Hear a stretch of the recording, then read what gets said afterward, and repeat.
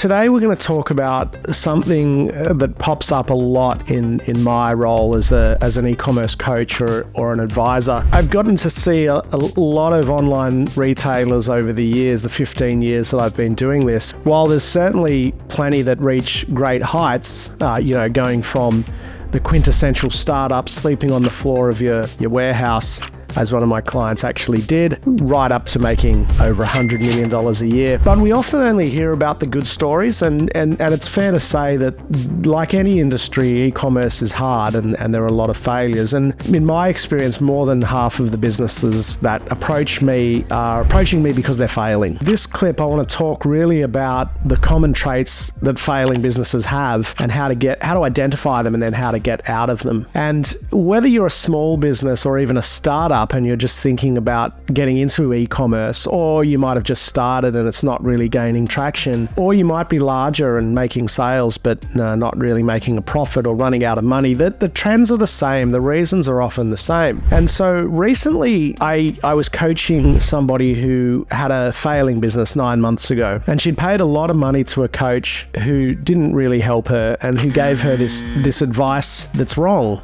And this advice is what I hear all the time, and it's part of why I coach, because I'm sick of people getting this sort of advice. But the advice was basically to spend more on Facebook or to tweak your ads, and that's just Facebook and Meta ads or any advertising. The performance is a sum of a whole bunch of parts. The sum being the ROAS in your Facebook accounts is not likely to be greater than the parts that you're putting in. And the parts that you're putting in are a great product and a great brand. So typically there are some warning signs for an online store, and I'll talk about those now. So if an online store comes to me and says, I need help, I'm not making money, there are a couple of things that I typically ask for. Firstly, I'll look at their gross profit margin. And if you've watched anything that I talk about, I go on about this a lot. But the gross profit margin needs to be over 50%, basically in an e-commerce business to really work. And by work, I mean deliver a high profit of, let's say, 20%. Now, if you're selling other brands, you're a sports store selling Reebok or Nike or whatever, that's a little bit different. You'll probably never get that sort of gross profit margin. But what I'm talking about is if you've started your own brand and you're importing, for example, then you need to be getting a 50% gross profit margin. So, whatever you're selling your product for, less the cost of sales, less the merchant fees, less the cost of freight to get it into the country, but also to get it to your customers. All of that should leave you, packaging and anything associated with the cost should leave you with 50%. Some people put marketing as a cost of sale. I don't. For this purpose, I put it under just operating expenses. Although I note that marketing is a variable cost that should go up the more you make and down the less you make. So the first thing is to check your gross profit. If I see a healthy gross profit indicative of healthy unit economics, then that's a tick and I'm moving on. If I see a business that has a gross profit margin in the low 40s, typically it won't work because it simply costs 30 to 40, sometimes more % to run your business. And net profit is simply gross profit minus your operating expenses. So if your gross profit's 40% and you're running your business at 45% of your monthly revenue, then you will lose 45%. So not a lot of people remember that. You need to look at your gross profit margin. Not a lot of businesses know their gross profit margin. So therefore, how can you know whether or not you're going to make a profit? The other thing I look for is brand health. And brand health can be seen in certain ways like, social media engagement and are your followers increasing or decreasing? Those are good little checks. And you can take note of these and check along the way. But something for you to check: gross margin. Are your social media followers increasing or decreasing? That's a nice little barometer, and you can see that in your Instagram insights. But also overall, in Google Analytics, are you getting most of your revenue and traffic from organic or paid sources? Now, probably most of you are getting them from paid, and that's okay. But if you see that 75% of your revenue is coming from paid, that's a little bit risky. So we need to do more organic. Now, organic, I'm just calling free traffic. Now, there's a bit of a catch here because an SEO provider might tell you that you need to focus on SEO, but of course, you can always tweak those sorts of things, and it's true in your social media strategy and your email strategy. But let's think about what really drives organic brand interest. Think about when things go viral. They have no marketing behind them often, but they're interesting. They've caught people's attention. That's what really drives organic traffic. Interest drives organic traffic. Now, if you have an interesting brand or an interesting product, you will have a greater chance at getting organic traffic. The more organic traffic you get, the less money you have to spend on ads to get traffic and therefore sales, so you'll be more profitable. But if you're a brand that has to pay your way to traffic and revenue, that could be an indicator, more so than your SEO lagging or your email lagging. It just could be an indicator that your product might not be getting that cut through. Your brand might not be interesting enough. That's a hard question for founders to face, but it's a genuine one that pops up time and time again. So what are the ways that you can reboot brand interest? Well, I'm going to talk about a client of mine whose business was failing that I mentioned earlier. Now, she was a very small business, and at that time I wasn't really working with smaller businesses. I do now. I coach through my learnecommerce.com.au site. I coach smaller businesses in groups and I have courses, but back then I was dealing with larger clients. However, I came across one message and it resonated with me from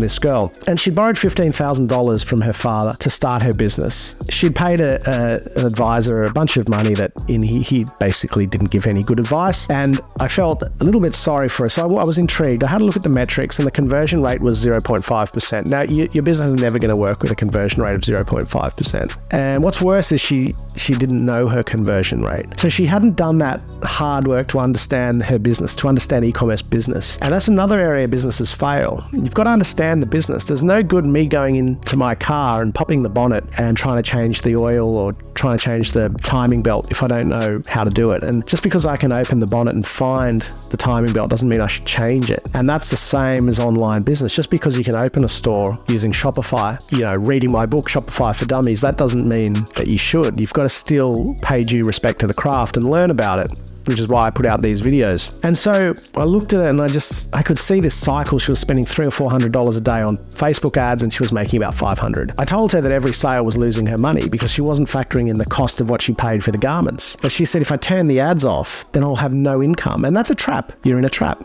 Turn the ads on, go on sale, you need the income, but you're damaging the brand. So it's not a long-term strategy. And so her current business model wasn't going to work. And I have to tell people that from time to time.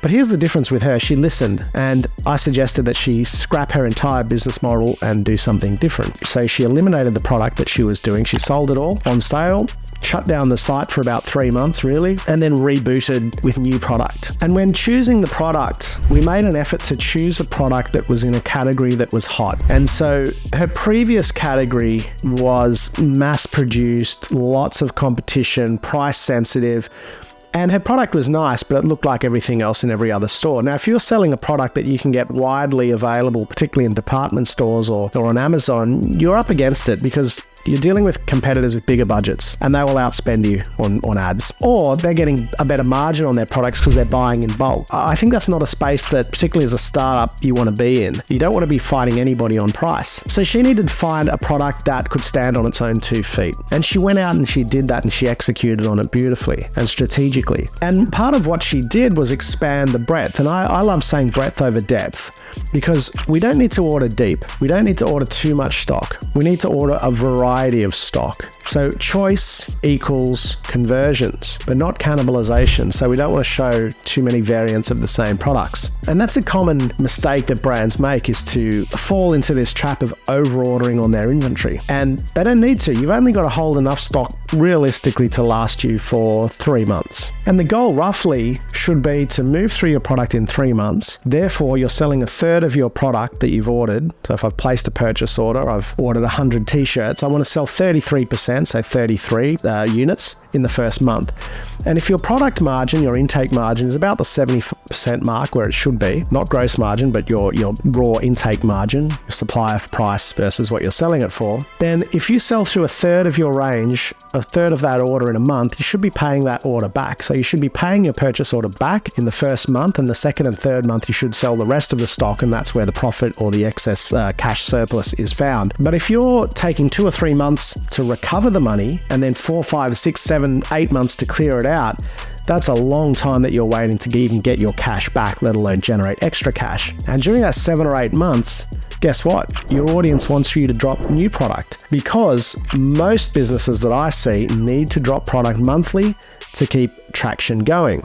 I was talking to a client this morning who said it's interesting. When we drop a product, the product does okay, but our best sellers always pick up as well. And that's because interest drives almost everything. People come to the site, oh, there's something new, and all ships rise with the tide. They buy other things. So it's not just about dropping product to sell that product. It's about dropping product to remain relevant and interesting. That's why it's important for businesses to drop product on a regular cycle. Now, can businesses work that have 1 or 2 or 3 products? They can, but the key there is that they need to be problem solving or innovative products. So what that means is, if I launch a store and I've got this t-shirt in 5 colors, I can tell you right now, it will not work because it's a t-shirt in 5 colors. Now, if I go into a store and I see a physical store with 5 t-shirts or 1 t-shirt in 5 colors, I'm going to keep moving. But if I go back into that store the next week and I see t-shirts, shorts, jeans, pants, chinos, tops, hats, the reality is I have a better chance of buying. So increasing product breadth increases the chance of a sale. Now, we have to picture our online stores as the same as a physical store, but a lot of people don't remember that. And that's why I'm a big believer and a fan of when you're ranging product for a year or 3 months or 6 months, I like to actually put it out in the open, in the office, physical samples or mood board it so you can look at the calendar and actually say, yeah, July's looking great, but August is a bit skinny and September's looking really good, but October's not. And you'll often get a feel for whether or not your store is going to look busy. And we forget about that as online retailers because we don't have a physical store. But remember, your customer doesn't care about depth. They don't see it. It's breadth that matters. It's choice that matters. So choice really just increases the chance of a purchase. And why I always say breadth over depth is because depth can kill an online business. In fact, any business. And what that means is you might be making a profit on paper and selling something at a reasonable clip. But again, if I've bought the 100 t-shirts and after month 1 I've sold 10, that means it's going to take me 10 months to clear those t-shirts, 4 or 5 months to break even. And during that time, I don't even have my money back, but I've got to run my business. I've got to run my ads. I've got to buy new stock. Your cash surplus or actually becomes a deficit. You're constantly having to borrow money to go into production. Now, if you're a business that thinks on paper, I'm doing okay, but I never seem to have any money in my bank, then that's probably you. It's almost certain that you've got an inventory problem. There's an obsession with online retailers to buy too much stock. And I think it's because, one, we think that the product will sell better than it does. And that was me when I started my business. That's many business owners who do their own buying. Their eyes are bigger than their stomach. They think that they're going to sell more than they actually will. So it's a great idea to simplify that and ask yourself and your team, how many of these will we sell a day? And if you want to order 3 months, how many of these will I sell a day times 90 days? That's how much you should be ordering. We shouldn't be ordering what our factory says. And that's how I started. My factory would say, oh, I need 300 of that. And I'd say, oh, it's great. And I'd buy it. I'd pay a 30% deposit, balance 2 months later after production was ready. And then it was taking me another couple of months to break even by just recouping the money that I'd outlaid. Worse if you're air freighting. $5,000, $10,000 air freight bill that sneaks up on you. Not a lot of people check their freight bills. And so that's constant stress of trying to recover that money. Whereas if you order 50 of these and you sell the whole 50 in 6 weeks, that's a reason to celebrate. I've made the maximum return that I thought on these t-shirts in an even shorter space of time than I thought. And so I've got all my money back. My audience is trained. My customers are trained that you've got to be quick. These t-shirts sell out. I never need to put them on sale because my money is always coming back into me. The product's always selling anyway. On the other side of that coin, if I bought too many of these, I fall behind on my bills. I need working capital, so I put them on sale. My customer waits for the sale and my brand is damaged. And that almost always starts from over-ordering. And you can ask yourself, yeah, but why can't I sell more? The answer to that is because you can't. Now, if you're thinking, yeah, but I've got to be able to sell 100 of these a month, well, then you either need to, to move from 50 units a month to 100, you've either got to basically double your traffic, double your AOV, double your conversion rate. Realistically, that's not going to happen. Those are slow burn projects. So what can you control?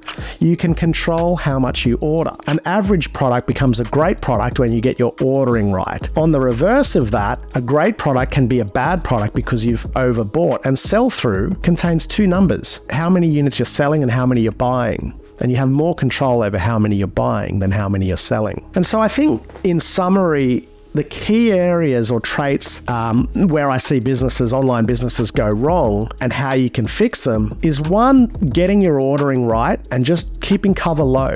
The smart businesses keep cover low and replenish on time. That's making your maximum revenue. That's great for your budgeting because you've made what you thought. Don't be tempted to order what your supplier wants you to order. Find that good supplier. Keep your MOQs low, your minimum order quantities, and remember, breadth over depth. 2, keep your products drops regular. So I'm going to caveat that by saying, if you have a special product, Thermogun, the massage gun, great. You only need one product. Congratulations. Most brands aren't like that. If you have invented something, Apple iPhone, you only need one product and you'll make millions. But most of us need to find something that has choice and variety. So if you're in apparel or beauty, or mostly you need to have variety and choice. And that means dropping products every month. And 3, if you are a low SKU brand, or even if you're not, innovation is the key. So we need to hold the mirror up to ourselves and say, is the product that I'm selling, the product that I've created, is it really, really special? Or is it just another product that I think is special? But is it genuinely waking me up in the middle of the night saying, I found it, I've got that eureka moment? Too many of us start businesses with average products, and that's the truth. So we need to find a bit of something, a bit of special sauce. What makes our product or our brand interesting? Because if you don't have an interesting product or brand, you're gonna have to spend a lot of money on paid media to just buy your way to success. And so that takes me to 4, is to, as a health check, make sure that, about 50%, ideally more, of your revenue and traffic is coming from free sources. And if it's not, sure, you could be tweaking CRM and tweaking SEO, but it's more than likely that the good word hasn't spread about your product because it might not be that newsworthy. So newsworthy product or brand gets people talking and take you back to that idea of the viral products that don't need marketing. It's because they're interesting and people are talking about them. And 5, really just remembering, if you don't have those ingredients, sometimes it's worth hitting pause or not starting that business until you've got it, until you've got either a low product range, low breadth that has something really innovative behind it, or if it's not super innovative, getting a little bit more capital together until you're going to market with a decent offering. So if you're doing the t-shirt brand, waiting till you've got the shirts, the hoodies, the caps, etc. So remember, a bit of choice simply increases the chance of a purchase. So there are some fundamentals that I've picked up along my 15 or so years in e-commerce, and some food for thought to any online retailers watching.